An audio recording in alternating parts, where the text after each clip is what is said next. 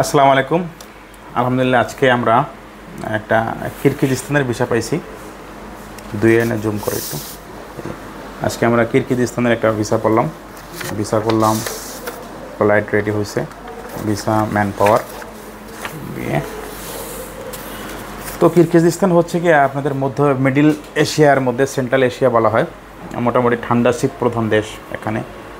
তো আমরা জানতেছি এখন দুবাই ভিসাভাবে ওপেন না, ওমান বন্ধ আছে, মালয়েশিয়া কলিং চালু নাই, অন্যান্য কান্ট্রির অবস্থা বিরূপ। তো পাশাপাশি অল্টারনেটিভ দেশ হিসাবে কাজাকিস্তানও অনেকটা বন্ধই বলা চলে। তো আমাদের বাংলাদেশিরা প্রবাসী রিমিটেন্সের উপর নির্ভর করে কোথায় যাবে।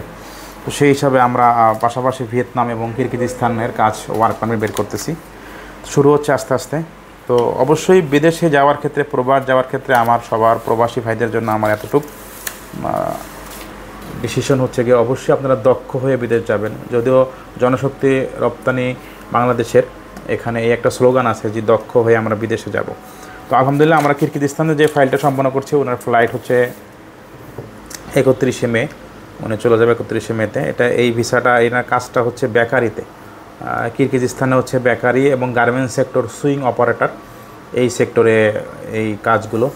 ভিয়েতনামে আছে হচ্ছে আপনাদের উড ফ্যাক্টরি, কাঠের পার্টেস ফ্যাক্টরি, আবার chips factory, food delivery man, এসব সেক্টরে। তো যাদের ড্রাইভিং লাইসেন্স আছে তারাও যাইতে পারেন পাশাপাশি।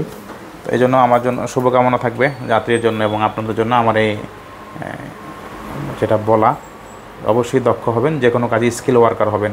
সেটা প্লাম্বার হতে পারে, তারপর ইলেকট্রিশিয়ান হতে পারে, এসি ফ্রিজ মিস্ত্রি এবং হেভি ড্রাইভিং লাইসেন্সওয়ালা।